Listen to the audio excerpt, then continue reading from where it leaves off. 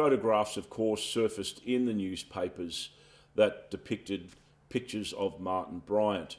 And some of these photographs, and they were even reported upon by news programs such as 60 Minutes and A Current Affair, that Martin Bryant was crazed and wild-eyed. And some of the photographs seem to certainly indicate that that was the case. There's only one problem. Those photographs have been clearly doctored to raise the eyebrows of Martin Bryant and to manipulate his eyes to make him appear crazed and wild.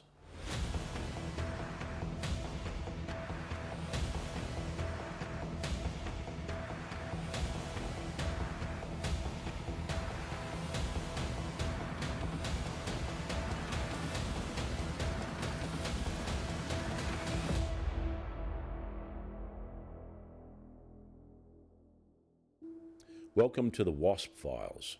Some of this material may be distressing, and viewer discretion is advised. Thank you for joining us for this episode of the Wasp Files. Feel free to share far and wide and see the attached files in support of the episode. Thank you.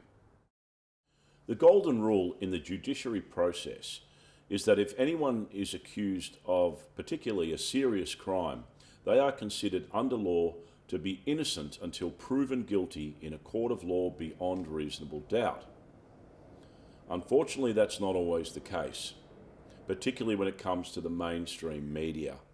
The other catch-cry that has come out is trial by media. This occurs with some very major celebrity crimes, for want of a better term, including things like the Lindy Chamberlain case, where the media will take it upon themselves to be in many ways judge, jury and executioner. And they certainly didn't fail to disappoint when it came to the Port Arthur Massacre. In a word, the media's antics in relation to the reporting of the Port Arthur Massacre, both during, after and in the many years later, was atrocious. To begin with, we covered in a previous episode that one of the worst cases of media transgressions was that the day after Martin Bryant was arrested following the siege at the Seascape Cottage, the media took it upon themselves to steal a photograph from his home in Clare Street, Newtown.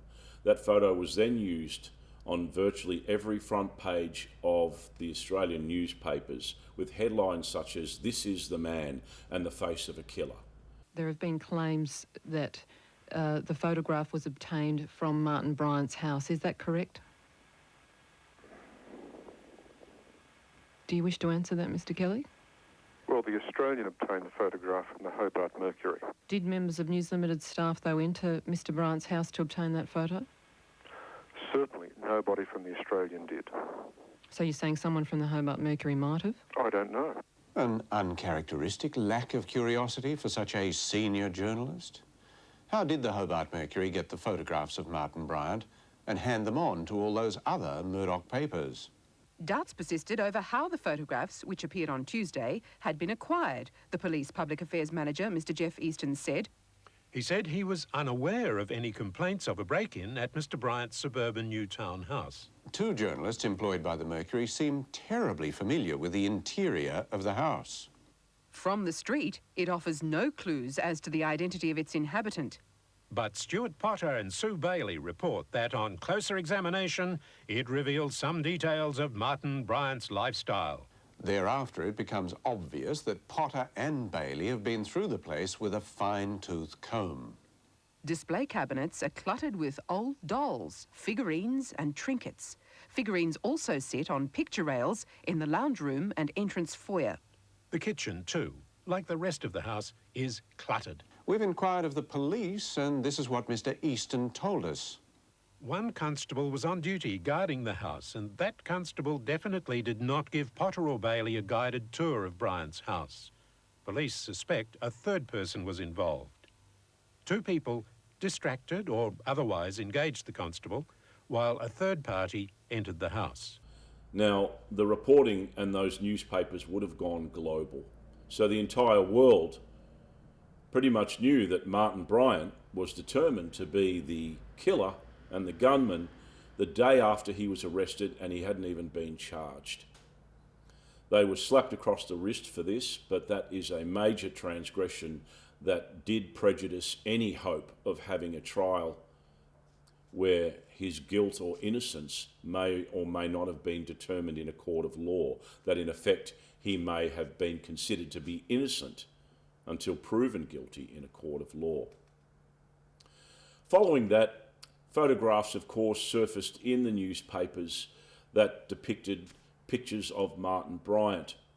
And some of these photographs, and they were even reported upon by news programs such as 60 Minutes and A Current Affair, that Martin Bryant was crazed and wild-eyed. We all recognise the face. I mean, how could we forget? 15 years after the Port Arthur Massacre, that photo of Martin Bryant still sends a shiver down the spine. Nowadays, we like to think that his eyes are a little crazy, and that expression is ever so slightly off-kilter. But that's all in hindsight. That wild-eyed look in his eye. And some of the photographs seem to certainly indicate that that was the case. There's only one problem. Those photographs have been clearly doctored. So when comparing the original photograph that was taken with the manipulation of the photographs that appeared in the press, it becomes very clear that there was a doctoring of that image to raise the eyebrows of Martin Bryant and to manipulate his eyes to make him appear crazed and wild. The Australian newspaper was accused of this, and they did admit that there was I think they determined it as some kind of technical glitch during the printing. In no paper was there any fiddling with the picture. The eyes were shown thus, except in the Australian. There, the whites were painted in and the pupils were darkened. Result, the eyes of a crazy killer. An enormous number of people spotted the enhancement, such a genteel euphemism, and Wednesday's Oz carried this explanation. An attempt to remove shadow from the subject's face unintentionally led to the complete removal of colour from the whites of his eyes. No editorial instruction to alter the photograph was given. Paul Kelly didn't mention a botched attempt to remove shadows when he spoke to AM. The treatment of the eyes was a mistake. It was done in the production process. The important point to make is that there was no editorial direction given. There was no editorial instruction given to change the eyes at all. We believe you, Mr. Kelly. Hundreds of thousands wouldn't. But it was clearly a doctored image to give the impression that Martin Bryant was a wild-eyed madman. So that was one indication of how the media will try and determine the characteristics of someone just by messing around with their photographic images. The other serious, infamous transgression by the media was, on the day there were tourists that had video cameras and they were filming at the Port Arthur historical site on the day, so that when the shooting began, there is footage that was captured by people with their video cameras of the panic and the activities, the assault in essence, where you could hear gunshots and there were people running and so on. Most of these were distance shots. In fact, virtually all of them were distance shots, handheld, very shaky, nothing very concrete, close-up determinant of specifically Martin Bryant being identified as being the person in the cafe and exiting the cafe and continuing the rampage where the buses were parked and then further up the road towards the toll gate. So there is footage there. The most infamous of these was the Running Man. The Running Man was some distance captured shots on video of an individual running from the Broad Arrow Cafe down towards the buses. This footage was played on the news programs, such as A Current Affair and 60 Minutes, and was also, more importantly, was introduced into the pre-trial hearing as evidence of Martin Bryant departing the Broad Arrow Cafe after he had shot up the cafe. There is only one problem with that. The Running Man was not Martin Bryant. Anyone who views the footage, which is attached, will see that firstly, yes, the person was running, whereas all of the witness statements stated that the shooter did not run from the cafe, but exited holding the rifle and continued shooting quite calmly as he walked down towards the buses. Standing there looking at him. He walked right by me, not far away from me, just walked out of there as casual as can be. The other issue is the attire of the running man. The running man can be seen with a light-coloured top, carrying something grey in his arms and running towards the buses, whereas the attire of the gunman was clearly that he was wearing light grey or blue-coloured casual pants, whether tracksuit pants or jeans, white sneakers, a light blue-coloured shirt and a dark three-quarter length coat. Witnesses also stated that the shooter had exited from the cafe carrying the rifle with another gun bag over his shoulder, and he'd made his way down and continued the shooting rampage amongst the buses before going to the Volvo that was parked down near the water's edge and retrieving the FN-FAL rifle and continuing shooting with that much larger caliber firearm. The other thing you'll notice is that on the veranda of the Broad Arrow Cafe are three men that are watching the supposed shooter running down towards the buses. They seem quite nonchalant. One of them is leaning up against the post, the other is smoking a cigarette, and they don't seem to be too perturbed at the fact that the person immediately in front of them had just shot 20 people in the cafe. The running man was in fact a person running down to the buses with a grey blanket to assist in covering up the victims and helping anyone that may have been injured. The most disturbing aspect of that footage is that the head of the running man has been transposed and has a still blonde-haired individual placed on that figure as they run down towards the buses. Now that footage was basically considered to be evidence of Martin Bryant leaving the cafe, and it is far from that. One of the men that's standing on the veranda with the other two gentlemen was wearing what appeared to be white gumboots. This was a signature trademark of Hans Overbeek, who was a local businessman and figurehead and who was present at the cafe at the time of the shooting and in the immediate aftermath. In previous episodes, it was reported from Wendy Skua that a witness inside the cafeteria who'd survived the shooting witnessed Hans Overbeek going through the pockets of some of the deceased.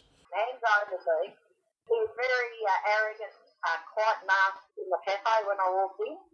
One of the women that was hiding in the cafe said she saw him after the gunman left, going through people's pockets. Jesus. He's obviously looking for something. For what reason, we don't know. But Hans Overbeek was certainly there on the day and in the cafe. So if Hans was one of the gentlemen that was standing on the veranda, they seemed fairly calm about watching someone who had just committed such a massacre running down towards the buses. This is an example of how the media can be used or abused to determine the circumstances and facts of a crime when in fact that didn't occur. In 2016, I'd made my announcement that I intended to make a film about the Port Arthur Massacre entitled Wasp, the Port Arthur Massacre, which is still my intention. I had to make a very difficult decision because the 28th of April, the anniversary of the Port Arthur Massacre, was coming up in that year of 2016. And I had to make a decision whether or not to release a press release to the media of my intention to make a film prior to the anniversary. My feelings were that if I had waited till after the anniversary of the massacre, that the press would more readily ignore my release, that I intended to make a film about the tragedy.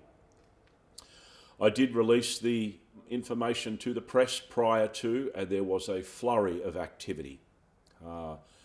I was contacted by many media outlets, and that's when there was a lot of critical derision of what I intended to do, outrage.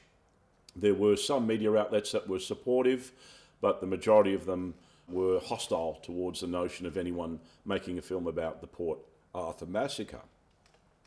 This culminated in an interview that I was invited to attend on Channel 10's The Project, with the main host being Waleed Ali. At the time I was in Los Angeles and the interview was conducted remotely. When they reached out, it was initially very amiable, that basically they wanted to talk about my intention to make the film and why I was in Los Angeles at the time. However, I pretty much knew what the project was all about, having not been a great fan of Waleed Ali, who I consider to be the poster boy for political correctness and multiculturalism.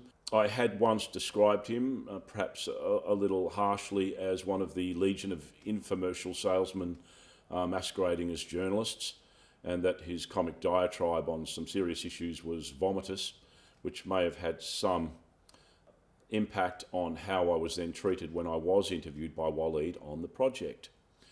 So once the interview commenced, right off the bat, he was very hostile and very much derisive and talking over me and trying to basically attack me for my decision to make a film about the Port Arthur Massacre, deriding my questions about the legitimacy of the mainstream story. There are people They're out in there. no position to say that, Paul. They're in Who just say there's not absolutely enough no evidence to position say that he was... Paul, they can't say that because it didn't go to trial. We didn't see the evidence because there was a confession. Wisely, I got online beforehand because I knew what the project was like and said, I'm being interviewed on the project, let's see how they butcher this one up. And that's exactly what they did.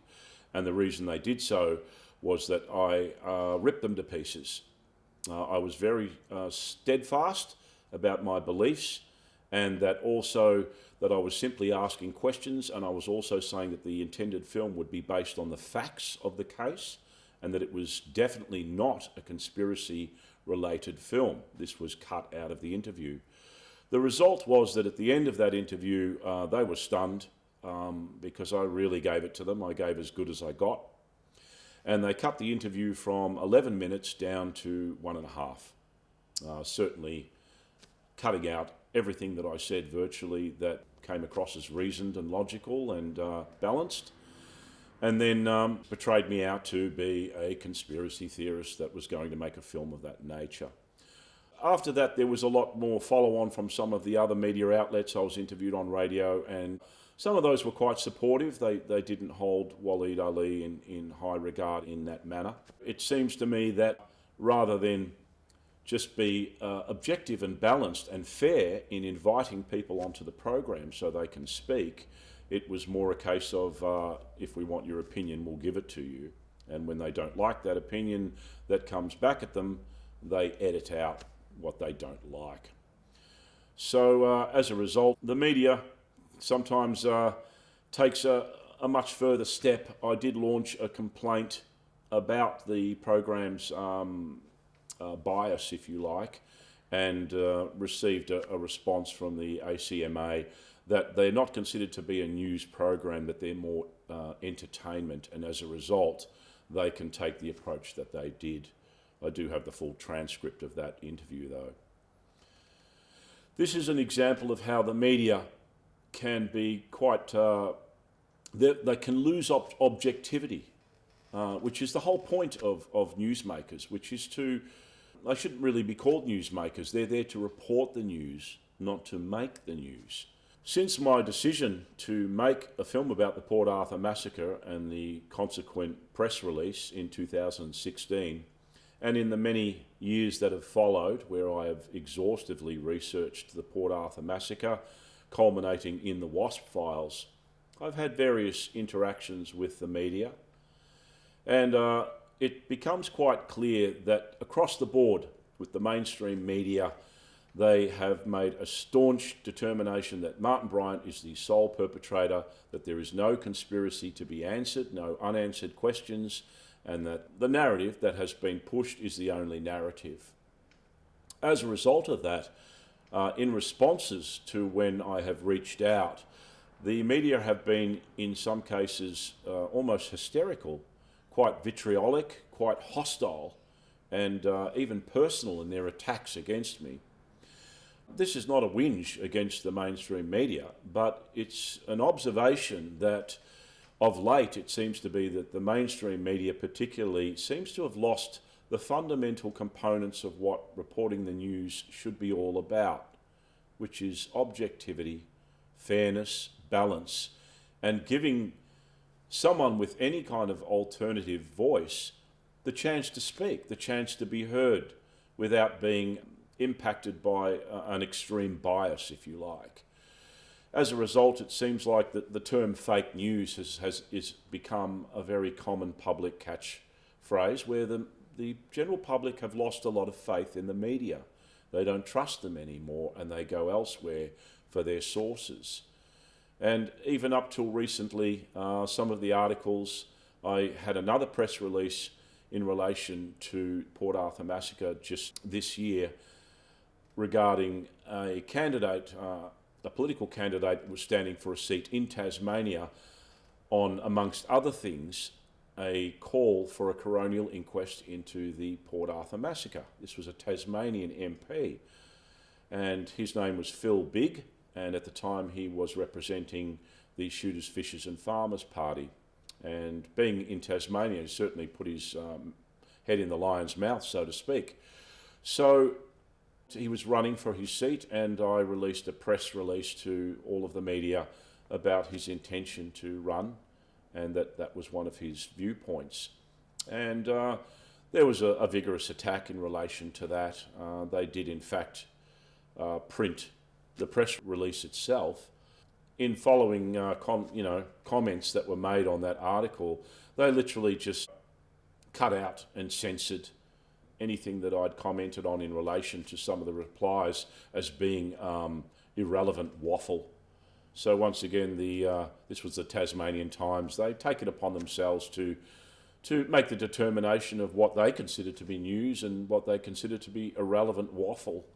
We like to think that the media are our guardians of the truth, of the information, and that the people that they present on their programs are experts in their field. In replying to people such as myself that are questioning the narrative of the Port Arthur Massacre and their hostile and often hysterical response, there are some salient points that need to be made. Number one is that in the 29 years that Martin Bryant has been incarcerated at Risdon Prison, not one journalist has interviewed him firsthand. You would think that they would jump at the chance to get the information straight from the horse's mouth, his confession, because they believe that he was guilty.